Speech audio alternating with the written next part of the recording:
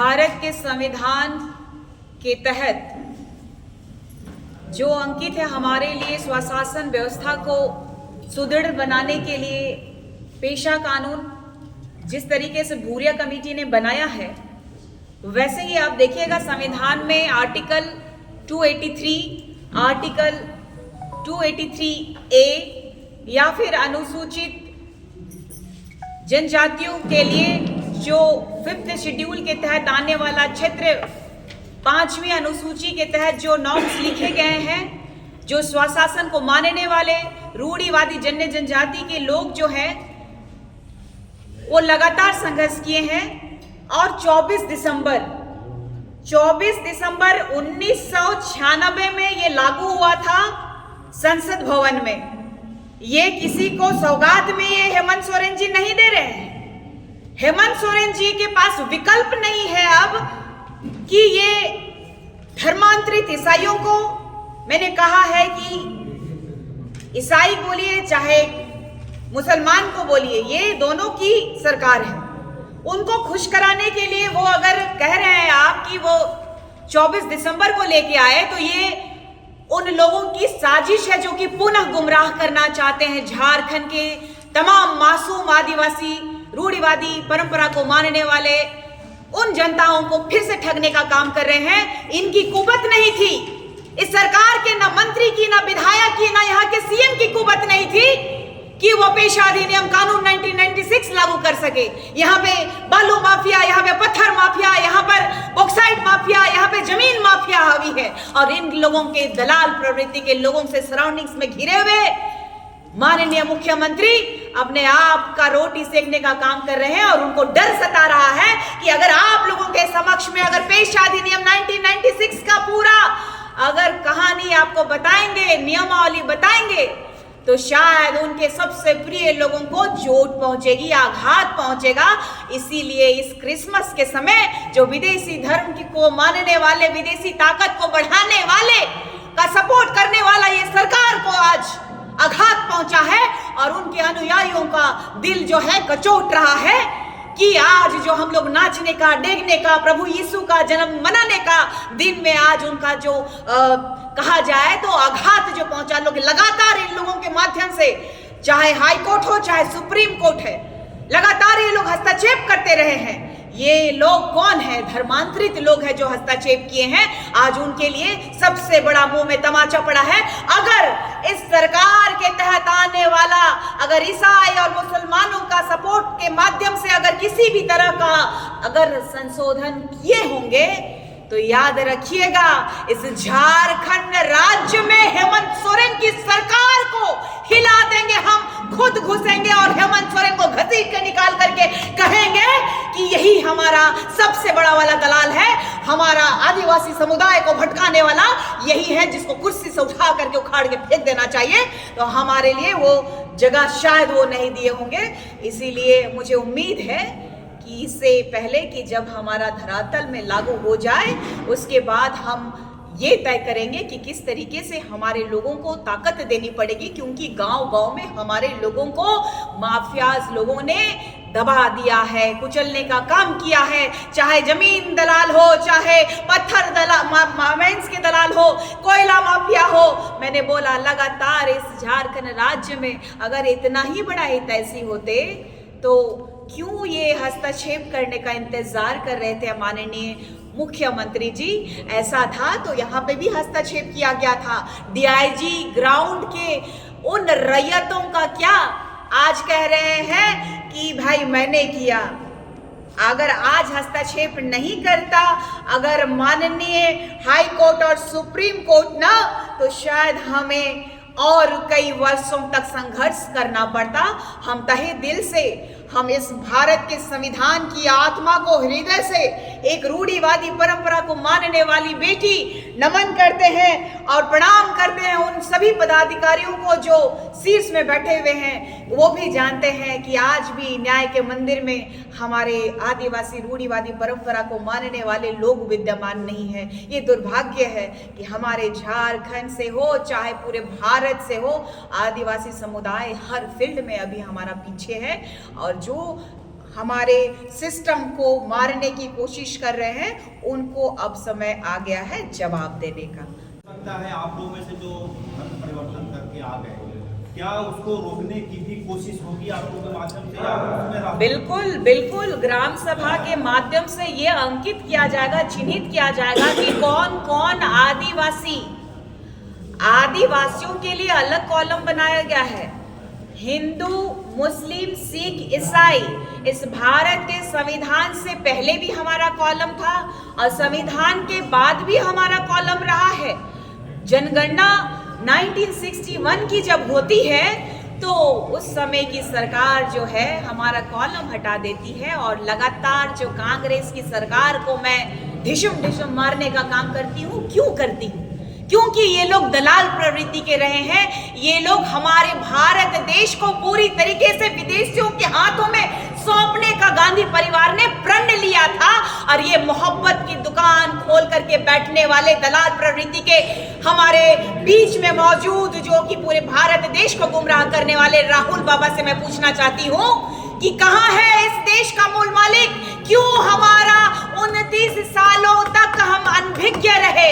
अगर अनभिज्ञ रहने के बावजूद अगर महागठबंधन की सरकार अगर साजिश रचती है तो उनके साजिशों को तार तार करने के लिए हम रूढ़िवादी परंपरा को मानने वाले लोग इस भारत का संविधान का सम्मान करते हुए आज तक बर्दाश्त करते हुए रहे हैं, लेकिन हम लोग अब बर्दाश्त नहीं करेंगे। हमारा अस्मिता के साथ या तो फिर हमारी संस्कृति, हमारी परंपरा जो भारत देश में संस्कृति के रूप में भारत देश जाना जाता है, संस्कृतियों के देश के रूप में, तो हमारी वजह से जाना जाता है। अगर हम नहीं होते, आदिवासी नहीं होते तो शायद नहीं जाना जाता।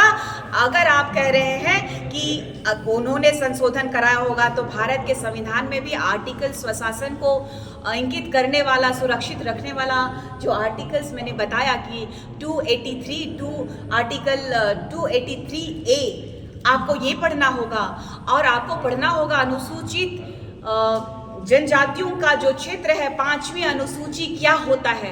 5वीं अनुसूची में सिर्फ और सिर्फ रूढ़िवादी परंपरा को मानने वाले लोगों के लिए है, ना कि धर्मांतरितों के लिए। उनके लिए तो ऑलरेडी ईसाई का कॉलम है। ईसाई में जाति नहीं होती है। अगर जाति वाले अगर धर्मांतरित कर चुके हैं, आपको मानना नहीं मानना अलग बात होता है। इस भारत देश में किसी भी धर्म को, समुदाय को आप सम्मान दे सकते हैं, मान दे सकते हैं, लेकिन अगर चले जाते हैं मुसलमान में तो हमारे लोग भी तो मुसलमान हुए हैं, लेकिन मुसलमान क्या आरक्षण खा रहे हैं?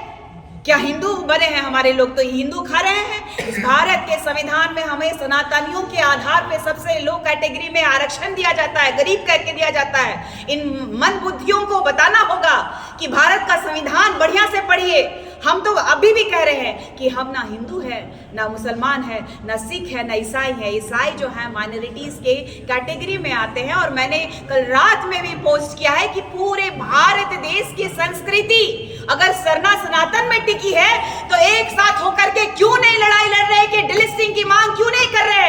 अगर विपक्ष के जितने भी बीजेपी हो या फिर अन्य पार्टी के सांसद है, क्यों नहीं इस बात को प्रखरता से उठा रहे? क्योंकि पंकराज बाबा कार्तिक उरांव जी ने भी चलता हुआ सत्र को भंग करवा दिया था। 348 सांसदों का हस्ताक्षर लेकर के चलता हुआ स्वर्गीय इंदिरा गांधी का जो सत्र था, उनका सरकार को हिलाने का काम पंकराज बाबा कार्तिक उरांव जी ने किया था। और लगातार उनके बाद का राजनीति देखिए, लगातार मिशनरियों का मिशन जो कि पैसे से बहुत ज्यादा धनबल और शिक्षा का लोभ और प्रलोभन देकर के चंगाई के माध्यम से, कभी ये लोग कहते हैं कि अंधा देखने लगेगा, लंगड़ा चलने लगेगा, और जो है गूंगे सुनने लगेंगे, और जो है मुर्दे सो जाग जाएंगे।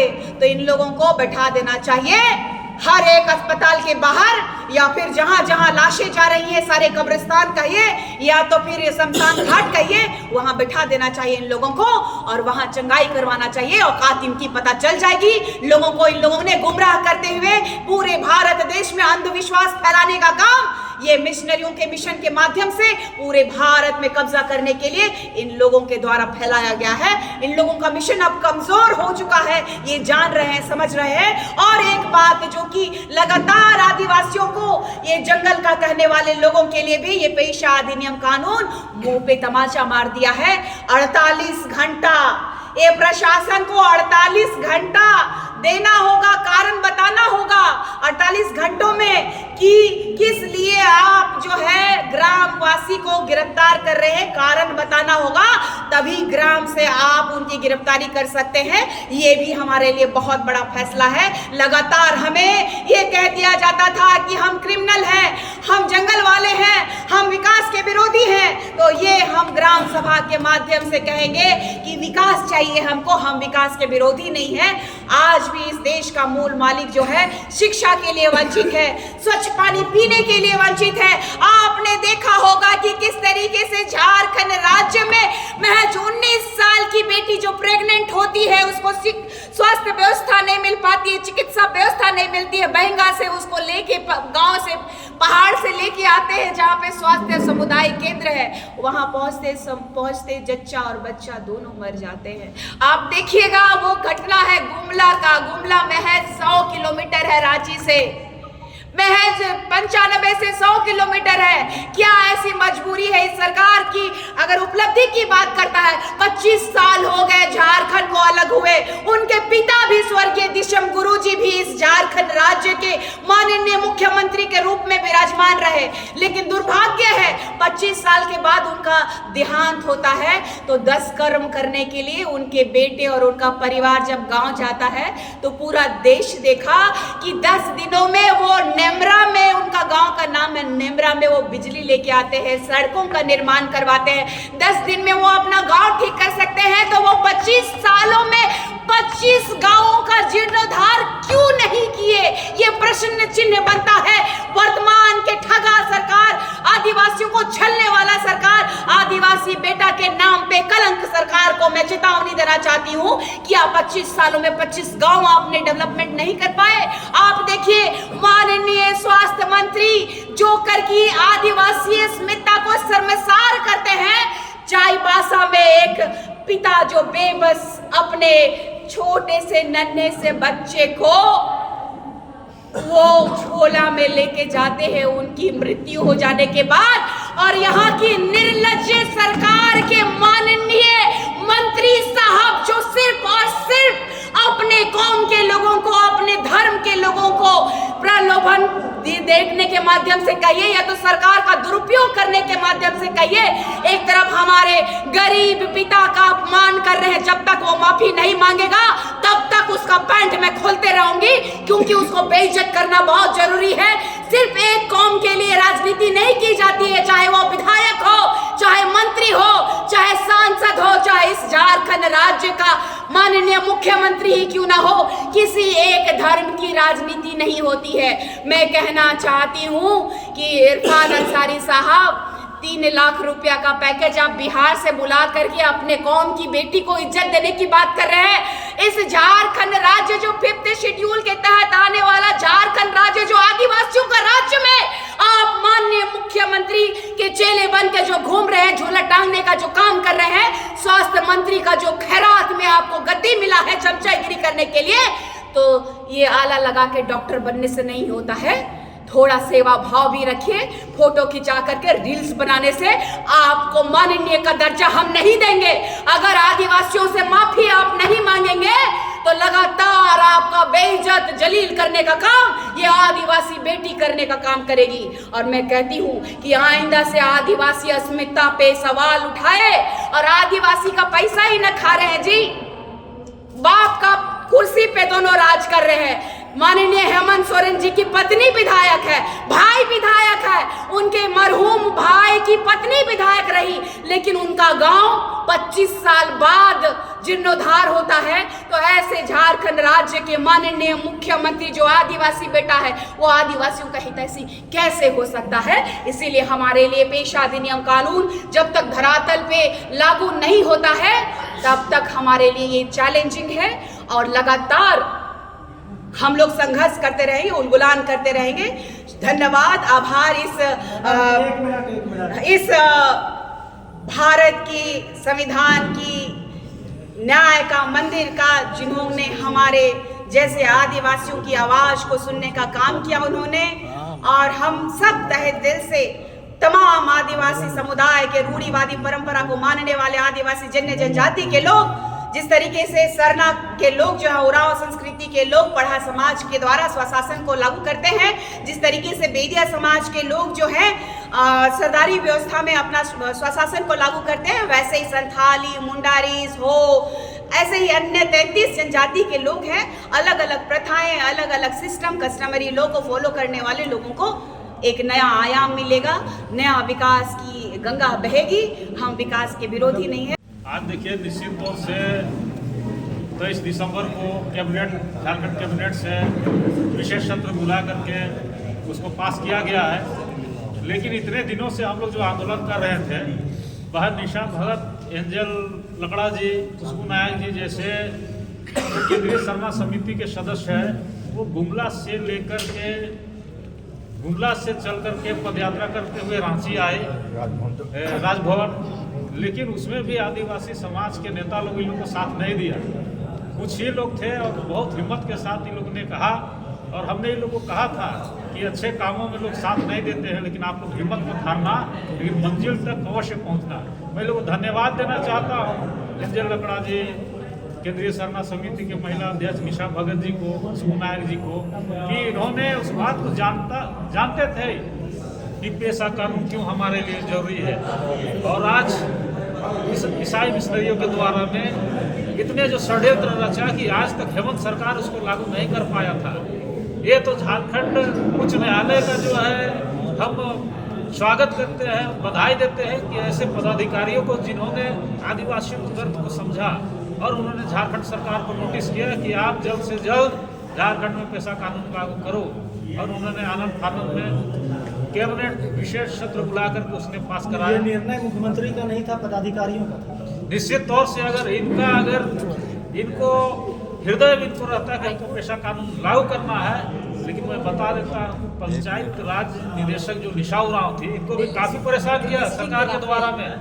इनको जो नियमावली थी उसको भी बनाने के लिए उसको स्वतंत्र नहीं दिया गया, जिसके कारण आज उनको जो पंचायती निर्देशक थे उनको उस पद से हटा दिया गया।